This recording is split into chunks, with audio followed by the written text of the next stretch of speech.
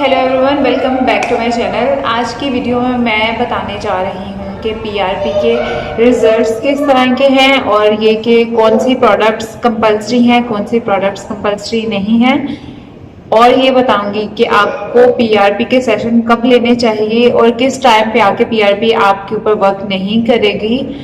आपको मैं first video के अंदर बता चुकी हूँ कि पीआरपी होता क्या है और उसका प्रोसीजर क्या है, वो सारा कुछ मैं आपके साथ शेयर कर चुकी हूँ। इस वीडियो के अंदर मैं ये बताऊंगी कि मेरा एक्सपीरियंस किस तरह सा रहा, और अगर आप लोग इसके बारे में रिसर्च कर रहे होते हैं तो आपके माइंड में क्या क्या क्वेश्चंस आते हैं, मेरे माइंड में जो क्वेश्चन है वो किस तरह से क्लियर हुए। मैं अपनी तरफ से कोशिश करूंगी कि जिस तरह से मैं हेल्प आउट कर सकती हूँ उतना मैं हेल्प आउट करने की कोशिश करूँ। तो वीडियो को स्टार्ट करते हैं। अच्छा, तो अपनी फर्स्ट वाली वीडियो के अंदर मैं बता चुकी हूँ कि पीआरपी किस तरह से वर्क करता है, आप लोग ये देख चुके हैं। अब ये शेयर करना है कि उसके बाद कौन कौन से प्रोसीजर्स होते हैं जो आपको फॉलो करने पड़ते हैं और आपको वो थ्रू आउट करने हैं। ये नहीं कि आप एक दफा पीआरपी का सेशन दिया है तो इट्स इनफ, इसके बाद आपको कुछ करने की जरूरत नहीं है। आपको डेली अपने बालों के अंदर सीरम अप्लाई करना है और आपको डेली मल्टीविटामिन्स लेनी है। जिन डॉक्टर से मैंने पीआरपी करवाया वो ये सजेस्ट करते हैं कि आपने सीरम भी अप्लाई करना है अपने बालों में और आपने मल्टीविटामिन दिन में 2 दफा खानी है। अब मैं अपना एक्सपीरियंस बताऊं तो मैं मल्टीविटामिन दिन में 2 दफा नहीं लेती, क्योंकि मुझे ऐसा लगता है कि उससे मुझे थोड़ा बहुत फर्क पड़ता है मेरी सेहत के ऊपर। तो मैं मल्टीविटामिन 1 लेती हूँ, 2 नहीं लेती। एंड उसके साथ साथ उन्होंने जो टेस्ट वगैरह किए थे उसमें था कि मुझे विटामिन D3 की कमी थी, तो उन्होंने मुझसे बोला कि आप हाई डोज थी विटामिन C और D3 की, तो वो मुझे 2 वीक्स के बाद खानी थी। वो मैं खाती हूँ, लेकिन मल्टीविटामिन मैं दिन में 1 दफ़ा लेती हूँ, 2 दफ़ा नहीं लेती। एक ये चीज़ होगी। अब बात कर लेते हैं कि मैंने सीरम कौन सा लगाया। सीरम एनाग्रो सीरम है, वो मैंने अप्लाई किया अपने स्कैल्प में। और मैं जब भी अपने स्कैल्प में इस तरह से फिंगर्स एंटर करके स्कैल्प के साथ देखती हूँ तो छोटे छोटे से हेयर रीग्रो हुए हैं। और ये बहुत आपको जब आप अप्लाई करोगे तो आपको विजिबल डिफरेंस लगेगा, क्योंकि आपके स्कैल्प के साथ साथ आपको यहाँ पर काफ़ी ज़्यादा वॉल्यूम फील होता है। एकदम से आपके बालों में बाउंस आ जाता है, जो कि बहुत अच्छी बात है।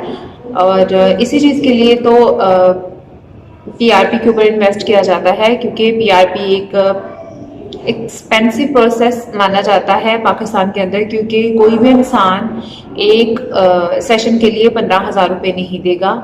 और ये डिफरेंट जगह पे डिफरेंट रेट्स हैं। लाइक किसी किसी जगह पे ये 10,000 का भी है, किसी जगह पे ये 25,000 का भी है। और जहाँ से मैंने ये प्रोसीजर करवाया वहाँ पे 15,000 है। लेकिन आप उनके साथ बात करके चेक कर सकते हैं कि वो आपको कितने इसके चार्जेस बताते हैं, और वो ही आपको सजेस्ट करेंगे कि आपको कितने सेशन रिक्वायर्ड है। ठीक है, अब बात कर लेते हैं कि मेरा एक्सपीरियंस किस तरह से था।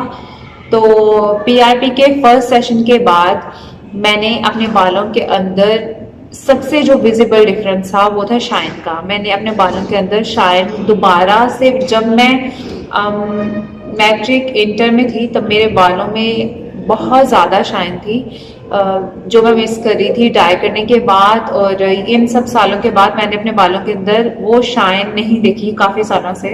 तो मेरे बालों में वो शाइन वापस आई थी और मेरे बालों में काफ़ी वॉल्यूम और बाउंस फील हुआ था मुझे। एक और बात मैं क्लियर कर दूँ कि पीआरपी के बारे में आप ये नहीं कह सकते कि मुझे जितना फर्क पड़ा आपको भी उतना पड़ेगा, या आपको जितना पड़ा अगले बंदे को भी उतना ही पड़ेगा जिसको आप रिकमेंड करोगे।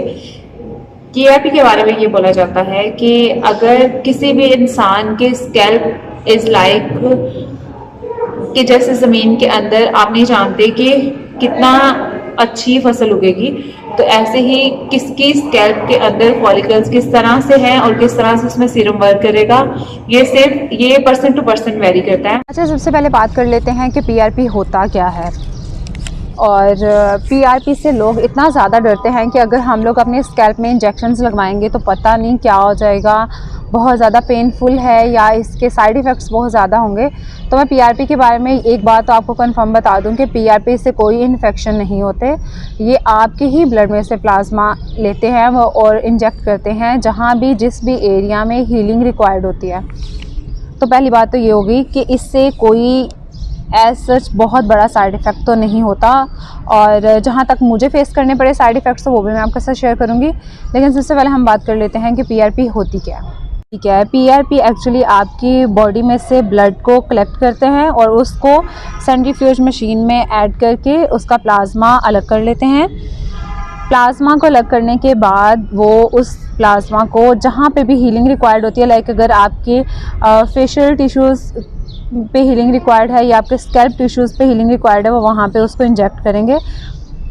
तो वहाँ पे न्यू सेल्स बनना स्टार्ट हो जाते हैं, जिसकी वजह से कोई भी मसला है, जैसे कि आपकी स्किन के अंदर कोई आपको इंजरी हुई है जहाँ पे हीलिंग रिक्वायर्ड है, या आपके हेयर फॉलिकल्स को हीलिंग रिक्वायर्ड है, या आपकी स्किन के ऊपर स्कार्स हैं जिनको हीलिंग रिक्वायर्ड है, तो उसको हील आउट करता है। सबसे पहली बात तो ये है। नेक्स्ट बात ये आ जाती है, मैंने आप पीआरपी के बारे में डिटेल में अपनी फर्स्ट वीडियो के अंदर बताया हुआ, आप उस वीडियो को चेक कर सकते हैं। नेक्स्ट हम लोग बात कर लेते हैं कि क्या पीआरपी वर्क करता है। तो यस, पीआरपी डज वर्क। और अच्छा, सबसे पहले क्वेश्चन आ जाता है क्या पीआरपी काम करता है या नहीं करता है। तो इसका आंसर मैं दूंगी कि यस, पीआरपी वर्क करता है, बट इट डिपेंड्स। मतलब जब भी आप डॉक्टर के पास जाते हैं, आप उनसे कंसल्ट करते हैं, तो आपको एक बात ज़रूर कहेंगे कि पीआरपी के जितने भी इफ़ेक्ट्स हैं वो पर्सन टू पर्सन वेरी करते हैं। हर पर्सन के अंदर सेम रिज़ल्ट नहीं आते। मैं अपना एक्सपीरियंस आपके साथ शेयर कर रही हूँ, तो मुझे फ़र्क पड़ा है, काफ़ी फ़र्क पड़ा है। लाइक जब से मैंने पीआरपी का फर्स्ट सेशन लिया है मुझे हेयर फॉल नहीं हुआ, एंड ऑल्सो जब मैं सेकंड सेशन ले रही थी तब तक मेरे हेयर न्यू रीग्रोथ हुए। और छोटे छोटे से जब आप अपने स्कैल्प में इस तरह से फिंगर्स रब करते हैं तो आपको छोटे छोटे से हेयर फील होते हैं, लाइक बेबी हेयर आते हैं, तो उससे आपको फील होता है कि हाँ रीग्रोथ हुई है। और ऑल्सो जब आप अपने बालों को बहुत ही पोनीटेल करते हैं, आप अपने बालों को ऐसे पकड़ के देखते हैं, तो आपको फील होता है कि उनकी डेंसिटी इम्प्रूव हुई है। तो मेरा एक्सपीरियंस बहुत पॉजिटिव है इसके लिहाज से। मुझे अपने हेयर में रीग्रोथ भी फील हुई है और मेरा हेयर फॉल बहुत कम हो गया है। लाइक एट इनिशियल स्टेज जब मैंने पीआरपी स्टार्ट किया तो मुझे बहुत हेयर फॉल था, बहुत ही ज़्यादा हेयर फॉल था। और हेयर फॉल के बाद जब मैंने पीआरपी के सेशंस करवाए तो हेयर फॉल तो कंप्लीट रुक गया और रीग्रोथ भी स्टार्ट हुई, जो कि एक पॉजिटिव बात है। ऑब्वियसली मैं थर्ड सेशन लूँगी क्योंकि मुझे इससे काफ़ी फ़ायदा हुआ है। अब हम लोग बात कर लेते हैं कि पीआरपी कुछ लोगों पे वर्क नहीं करती। वो किन के ऊपर वर्क नहीं करती? वो उनके ऊपर वर्क नहीं करती जो लोग या तो डॉक्टर की रिकमेंडेशन के मुताबिक जो सीरम्स होते हैं उनको नहीं टाइम के ऊपर अप्लाई करते, मेडिकेशन टाइम पे नहीं लेते, या फिर वो ये सोचते हैं कि मुझे फर्स्ट पीआरपी से फ़र्क नहीं पड़ा तो मुझे दूसरे की ज़रूरत नहीं है। आई गेस इनमें से कोई चीज़ हो सकती है जिसकी वजह से उनको फ़र्क नहीं पड़ता, या फिर ये हो सकता है कि उनके जो फॉलिकल्स होते हैं वो डेड हो चुके होते हैं, वो रीग्रोथ नहीं कर पाते। तो हर डॉक्टर आपको ये बताएगा कि इट डिपेंड्स कि वो वर्क करेगा या नहीं करेगा। ठीक है, हम लोग बात कर लेते हैं कि पीआरपी की कॉस्ट कितनी होती है। तो कॉस्ट डिपेंड करता है कि आप किस जगह से करवा रहे हैं, क्योंकि समटाइम्स ऐसे होता है जो सेंट्रीफ्यूज मशीन होती है जिसके अंदर प्लाज्मा अलग करते हैं, उसमें क्या होता है कि प्लाज्मा आपने जो प्लेटलेट रिच प्लाज्मा होता है उसको यूज़ करना होता है। तो सेंट्रीफ्यूज मशीन 3000 से लेकर लैक्स में जाती है। तो वो कितना अच्छा प्लाज्मा एक्सट्रैक्ट करेंगे, उससे कितना अच्छा प्लाज्मा उससे निकलेगा आप नहीं जानते कि कौन सी मशीन डॉक्टर यूज़ कर रहा है। तो अगर कोई 6000 का कर रहा है और कोई 30,000 का कर रहा है, आप इस चीज़ से नहीं गेस कर सकते कि ये मुझसे ज़्यादा चार्ज कर रहा है, क्योंकि आप नहीं जानते कि वो सीरम कौन से बीच में ऐड कर रहा है और सेंट्रीफ्यूज मशीन कौन सी यूज़ कर रहा है। क्योंकि जितने अच्छे आपका प्लाज्मा उसमें से निकालेंगे उतना अच्छा आपको हीलिंग इफेक्ट मिलेगा। तो ये बात आ जाती है, आप चेक कर सकते हैं, आप जिस भी सिटी में हैं आप वहाँ पे चेक कर सकते हैं, थोड़ा सा रिसर्च करके आपको पता चल जाएगा। इसकी प्राइस रेंज जहाँ तक मैंने चेक किया है 10,000 से लेकर 25,000 तक है। जहाँ से मैंने पीआरपी के सेशंस लिए हैं वो 15,000 चार्ज करते हैं पर सेशन, और वो अच्छे सीरम्स और अच्छे एक्सपीरियंस डॉक्टर हैं, डॉक्टर कामरान, मैं उनसे करवा रही हूँ पीआरपी।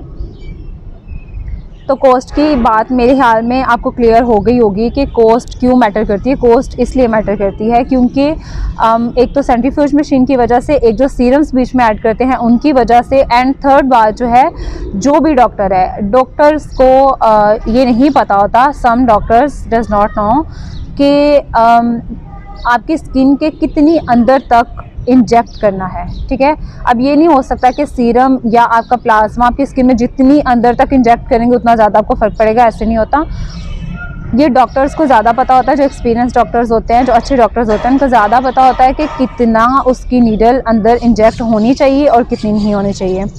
ठीक है, कॉस्ट डिपेंड करती है डॉक्टर पर, जो सीरम्स अप्लाई करते हैं उन पर, और कौन सी सेंट्रीफ्यूज मशीन यूज़ करें हैं, एक्सपेंसिव वाली या चीप वाली, तो कॉस्ट में ये आ जाता है। ठीक है, why PRP is painful? PRP is painful because they are injecting something in your scalp, तो ऑब्वियसली इट्स पेनफुल। लेकिन अगर कोई चीज़ आपके लिए बहुत ज़्यादा इंपॉर्टेंट है, जैसे कि आपके हेयर, आपकी skin, anything which matters to you, तो वो चीज़ को हील करने के लिए आपको थोड़ा सा तो पेन बर्दाश्त करना पड़ेगा।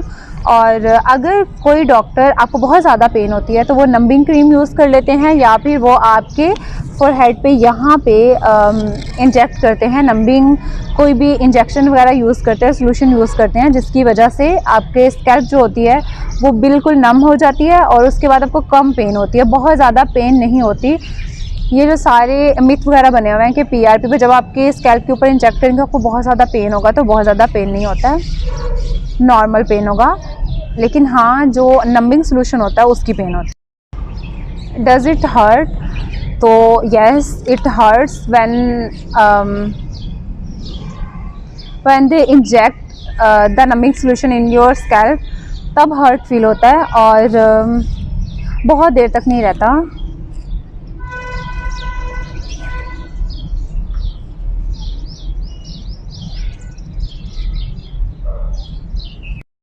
अच्छा, अकॉर्डिंग टू माय एक्सपीरियंस, जब वो नंबिंग सोल्यूशन आपके फोरहेड पे और आपके स्कैल्प पे अप्लाई करते हैं तब आपको हर्ट फील होता है, और वो बहुत स्लाइट सी ड्यूरेशन के लिए पेन होता है, लाइक फॉर अ सेकेंड आपको पेन फील होता है और उसके बाद आपको पेन फील नहीं होता। उसके बाद आपकी स्कैल्प बिल्कुल नम हो जाती है, वो इंजेक्शन भी लगाते हैं तो आपको पेन नहीं होता। अच्छा, जो मेजर डिफरेंस मैंने अपने हेयर में फील किया वो ये था कि जब आप फिंगर्स अपने हेयर में रब करते हैं तो न्यू हेयर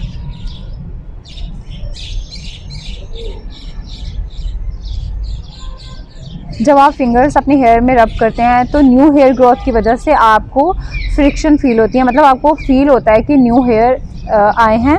और इसके अलावा वॉल्यूम आता है आपके बालों में, बहुत ज़्यादा हेयर फॉल नहीं होता आपको। और क्या, मैं सिर्फ ये कह सकती हूँ कि आपको ऐसे फील होता है जैसे कि आपके बालों में जान आ जाती है और दोबारा से आपको हेयर फॉल नहीं होता। ठीक है, नेक्स्ट बात ये आ जाती है कि आपको PRP के कितने सेशन लेने चाहिए। तो जब आप डॉक्टर के पास जाते हैं वो आपको रिकमेंड करेंगे कि आप कितने सेशंस लें। सेकंड बात ये आ जाती है कि अगर आपको 3 सेशन में या 2 सेशन में डिफरेंस नहीं नज़र आता डॉक्टर को, वो तो ज़्यादा सेशन भी आपको रिकमेंड कर सकते हैं। तो इससे आपने परेशान नहीं होना, आपने ये सोचना है कि आपके हेयर ग्रोथ अच्छी हो रही है। अगर आप स्किन पे PRP करवा रहे हैं तो आपकी स्किन PRP के अगर इफेक्ट्स अच्छे आ रहे हैं तो आपने उस चीज़ के बारे में सोचना है, इस चीज़ के बारे में नहीं कि पहले डॉक्टर ने 3 सेशन रिकमेंड किए थे और अब वो 2 रिकमेंड कर रहे हैं। इट डजंट मैटर, मैटर ये करता है कि आपको फ़र्क पड़ रहा है।